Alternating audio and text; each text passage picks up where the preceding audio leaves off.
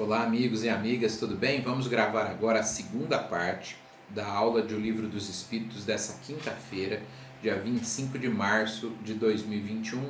Aula que acontece às 20 horas no Centro Espírita do Calvário ao Céu, e no período de pandemia nós estamos gravando essas aulas, enviando nos grupos de WhatsApp, para que as pessoas possam preservar a sua saúde, para que todos nós possamos, não é? Hoje estamos estudando o livro segundo, Mundo Espírita ou dos Espíritos. Estamos no capítulo 1 dos Espíritos e no item 6, que é a escala espírita. Nós vamos agora para a questão 102.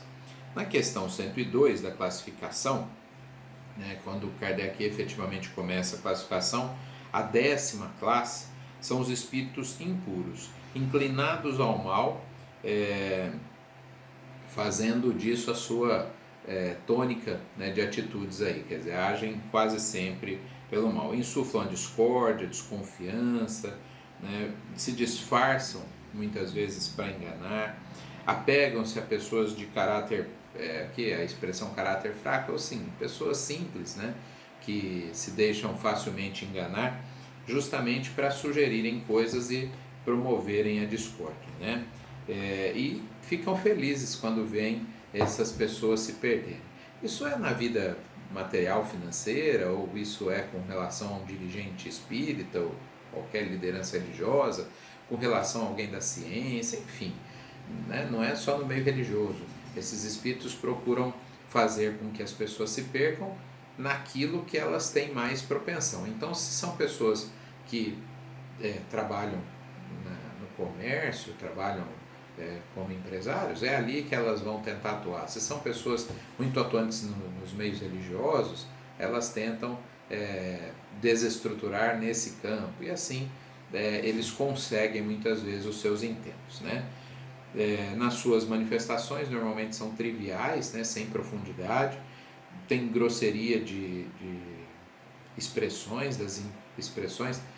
Tem um caso que eu sempre comento, que nós temos um espírito que, quando encarnado, eu vou até citá-lo, o Dr. Inácio, que escreveu algumas coisas muito boas, Depois de desencarnado, o Dr. Inácio ditou algumas coisas para o médium Chico Xavier, e também eram coisas muito boas. Chico desencarnou, e aí o Dr. Inácio passou a ditar coisas para outros médiums. E aí eu me permito fazer uma análise bem rápida aqui, que eu não acredito que seja o espírito do Dr. Inácio que está ditando essas coisas para esses outros médiuns. Por quê? O Dr. Inácio em vida e o Dr. Inácio que ditou através do Chico, de uma linguagem muito tranquila, bela até, e temos visto algumas mensagens do Dr. Inácio de forma agressiva, falando que ele se cansou de ser bonzinho. Obviamente não é. E tem pessoas que se deixam enganar, o Espírito fala que é, e a pessoa prefere não fazer a análise que a doutrina espírita nos ensina e se deixam enganar. Quando encarnados, esses espíritos, eles inclinam-se aos vícios, a sensualidade, crueldade, hipocrisia, avareza, cupidez, acabam, de alguma maneira, tendo ódio ao bem, porque isso o incomoda, já que ele não consegue fazer, e são realmente verdadeiros problemas. Quando estão encarnados e estão em cargos de poder, poder econômico, político, qualquer tipo de poder, acabam sendo verdadeiros flagelos para a humanidade, como diz aqui no final da questão 102. A questão 103 é a 9ª classe, os espíritos levianos. São ignorantes, malignos, inconsequentes e zombeteiros. Tudo respondem sem se importarem com a verdade. Então, eles falam, perguntou, eles respondem, mas é verdade? Eles não sabem, São pessoas, aqui estamos falando quando estão desencarnados, mas quando estão encarnados é a mesma coisa, que acabam respondendo.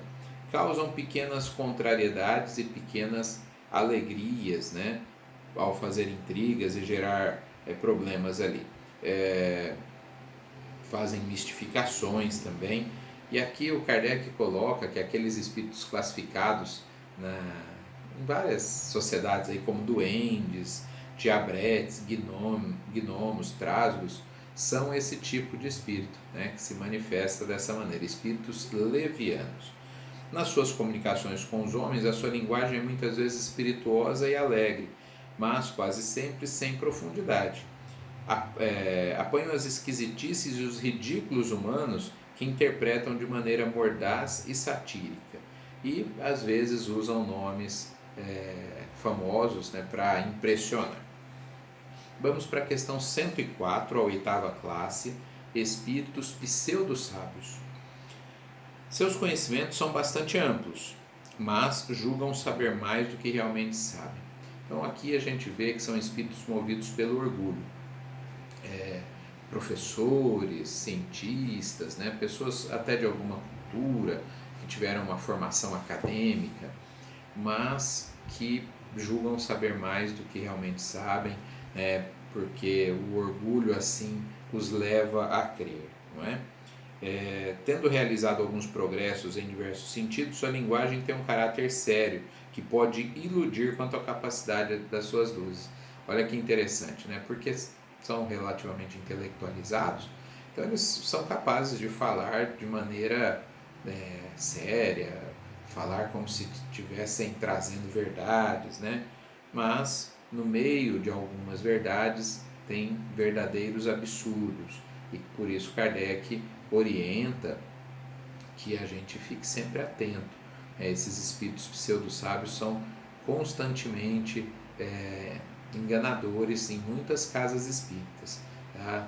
Eles orientam, tem verdades no meio do que eles falam, mas movidos pelo orgulho, têm verdadeiros absurdos. Acabam assumindo o controle de muitos médiuns, assumindo o controle de muitas casas espíritas, o que é realmente um perigo completamente contrário ao que orienta a doutrina espírita. Agora nós vamos para a questão 105, a sétima categoria, espíritos neutros. Nem são bastante bons para fazerem o mal, para fazerem o bem, nem bastante maus para fazerem o mal. Não se elevam além da condição vulgar. Aqui no estudo do EAD, do último sábado, a gente estava, que a Kátia deu aula, a gente estava relembrando uma questão do Livro dos Espíritos, que também tem no Céu e Inferno, né? Que nós temos que fazer o bem, temos que evitar o mal, e que seremos responsabilizados pelo mal que decorrer do bem que nós não fizermos. Ou seja, esses espíritos aqui, eles acabam não fazendo bem nem fazendo mal muitas vezes, mas decorre desse não fazer o bem muitos males, e aí todos nós seremos responsabilizados por isso. Eles se apegam às coisas do mundo material ainda, né? E sentem saudades das coisas grosseiras do mundo material, e por isso são espíritos que muitas vezes continuam depois do desencarne atrelados aqui, acabam se tornando obsessores, né? Às vezes não por maldade, apenas por necessidade até. Vamos para a última questão dessa segunda parte, que é a questão 106, que vai falar da sexta classe, espíritos batedores e perturbadores. Aqui Kardec vai dizer que não é uma classe separada propriamente. Esses espíritos podem fazer parte de qualquer das classes anteriores, né? Da terceira ordem, né? Aquelas que nós já falamos. Parece que estão mais apegados à matéria do que os outros, então é talvez o que os diferencia. E esses espíritos agem sobre a matéria, o ar, a água, o fogo, corpos sólidos e até nas entranhas da terra, como diz Kardec. Se nós lermos A Caminho da Luz, do Emmanuel, nós veremos lá explicações que estão também no livro A Gênese, sobre a ação dos espíritos na natureza. Por isso que muitos desses espíritos foram tidos no passado até como divindades, né? Deus da chuva, Deus do trovão. Por quê? porque eles realizavam em conjunto ações sobre a natureza. E aqui olha só o que diz Kardec nesse ponto. Todos os espíritos podem produzir esses fenômenos da natureza, mas os espíritos elevados os deixam em geral a cargo desses espíritos subalternos, mais aptos para as coisas materiais que para as inteligentes.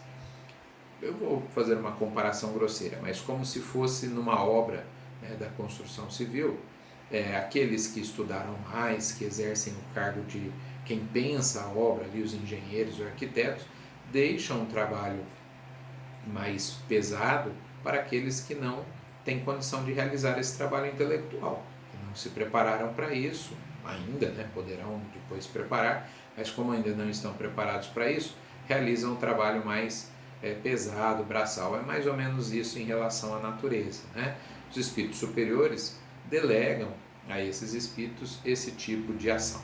Voltamos daqui um pouco para a terceira e última parte.